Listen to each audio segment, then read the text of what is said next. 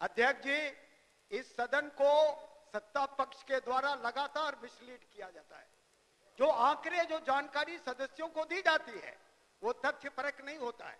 अभी मैं एक आंकड़े की बात आपसे करना चाहता हूं। लालू यादव जी के कार्यकाल के बारे में बार बार बताया जाता है कि उनका कार्यकाल बेहतर नहीं था, वो लोगों के जीवन में बदलाव लाने को समर्पित नहीं था। लेकिन मैं आपको बताना चाहता हूं, लालू यादव का कार्यकाल पिछड़े, दलितों, गरीबों, अति पिछड़े, अकलियतों का स्वर्ण काल था।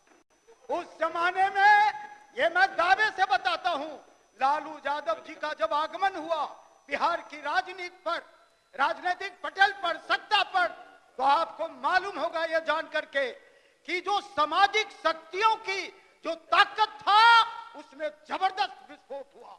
इस तरह का बदलाव हुआ कि जर्रा जर्रा जो बहुजन समाज के लोग थे उसमें एक आशातीत बदलाव हुआ।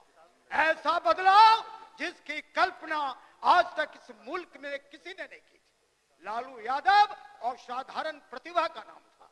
अभी मैं उनके बारे में एक रिपोर्ट पढ़ रहा था और ध्यान से सुनिए, स्वामीनाथन अंकलेश्वर अय्यर ने लिखा है लालू यादव के कार्यकाल पर कि लालू यादव के समय में, लालू यादव को जब सत्ता मिली थी उस समय में राज्य का खजाना खाली था, चीजें बहुत अव्यवस्थित थी।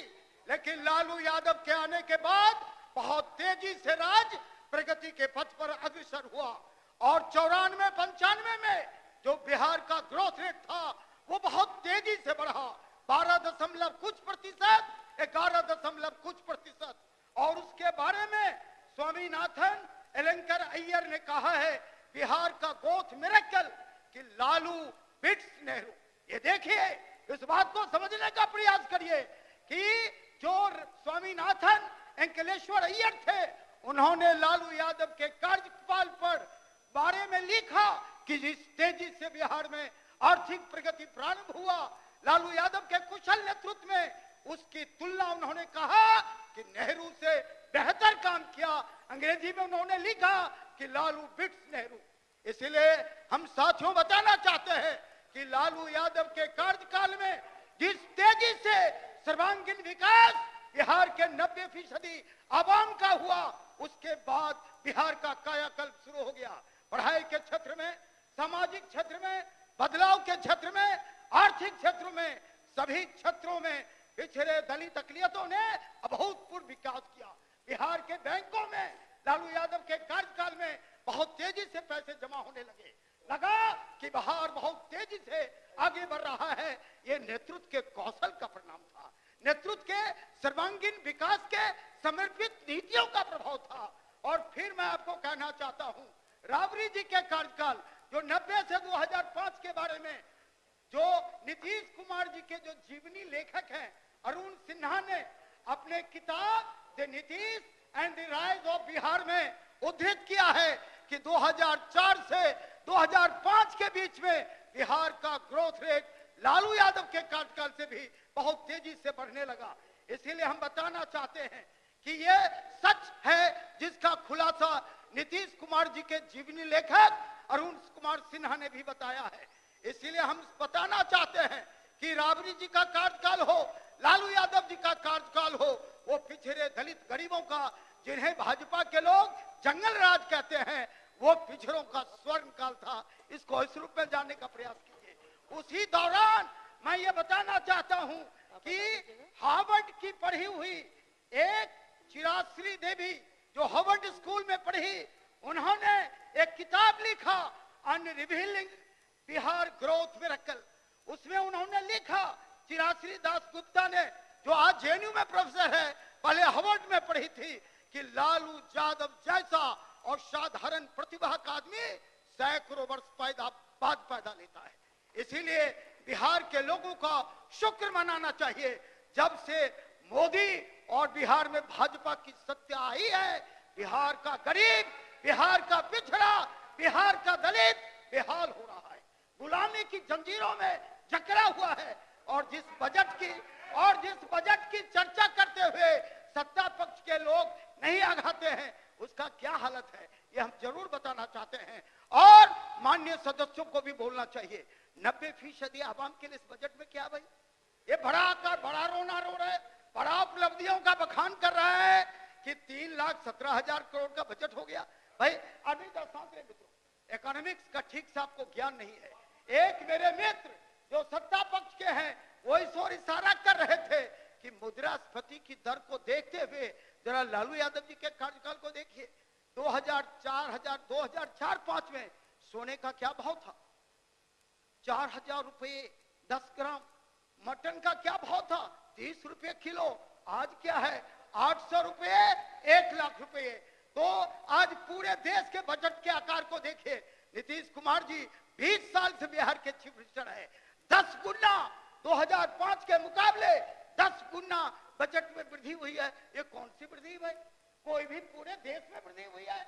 बिहार का, झारखंड का बजट क्या था 2004-5 में? 8,500 करोड़।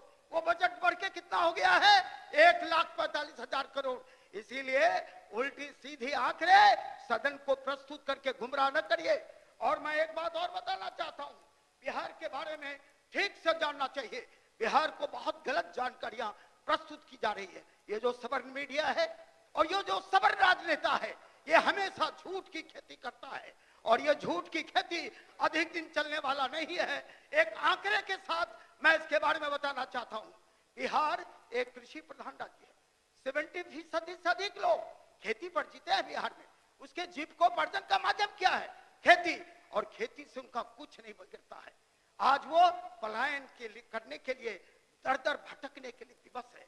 यही है सुशासन, यही है गवर्नेंस। ये जो सुशासन, विकास का और गवर्नेंस का जो मॉडल नीतीश कुमार जी का है वो सबसे खराब है। उसकी जितनी निंदा की जाए वो बहुत ही कम है। अभी मैं एक आंकड़े और बताना चाहता हूं, जान के खुशी होगी। लालू के जी के जंगल राज के बारे में जो लोग हर दिन आलोचना करते हैं, उन जरा कृपया करके मित्र सुन लीजिए। लखिंदर भाई आपके हित में ही बोल रहा हूं।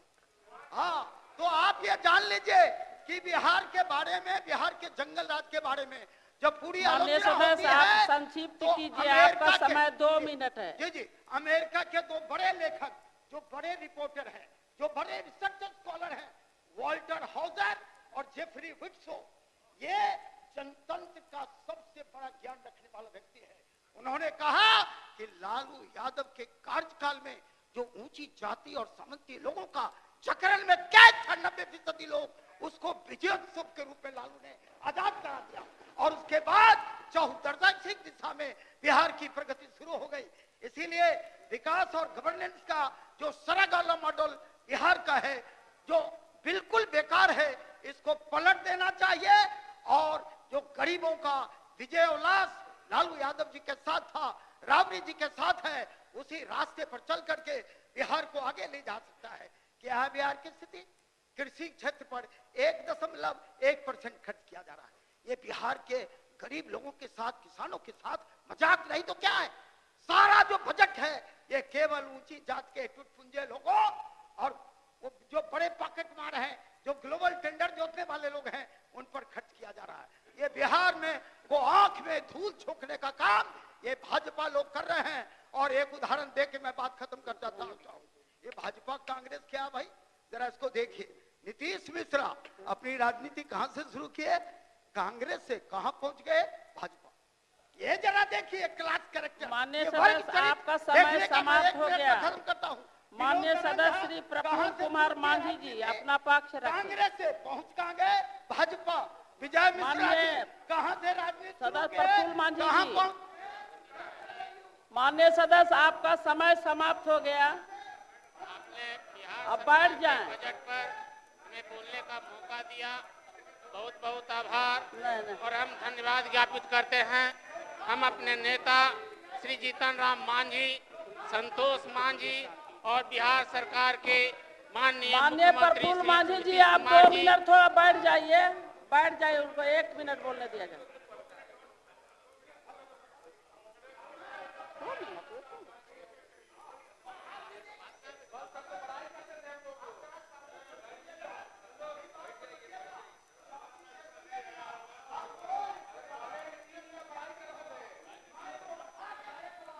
राहुल गांधी कांग्रेस में सारा स्लीपर सेल भरा हुआ है, जनता दलियों में भाजपा का सारा स्लीपर सेल भरा हुआ है। 90% जनता दल भाजपा का स्लीपर सेल। इसीलिए दोनों माननीय एक जगह सदस्य गए। प्रफुल्ल इसीलिए मांझी मैं जी बताना अपना चाहता हूं पक्ष रखें। कि अगर यही रफ्तार रहा तो बिहार सभापति को महोदय, बचाना मुश्किल हो जाएगा। आज ने माननीय आपने सदस्य आपका समय हो गया, आप बैठ बिहार जाएं। के बजट पर हमें बोलने का मौका दिया।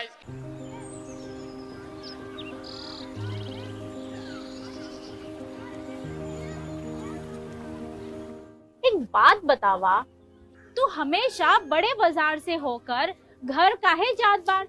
पगडंडी से जल्दी पहुंच जाई। अब का करी, मन बहलावे खातिर जाइला, सामान खरीदे हैसियत ना बा, उ देख के मन के समझा लेतानी। बात ता सही कहता। कभी कभी सोचे तानी पैसा रही ता राहुल खातिर टिफिन, ओकरा पापा खातिर जूता और गुड़िया खातिर रंग सब ले लेही। अब फिक्र मत कर। सुनल माई बहन मान योजना के बारे में का हो? तेजस्वी जी वादा कइले बारन कि अब की बार नई सरकार बनते ही हमके हर महीने 2500 रुपए मिली। अब दिन बदल जाई। अरे वाह, मतलब सच में दिन बदल जाई। माई बहन योजना, महिलाओं की समृद्धि, बिहार की प्रगति।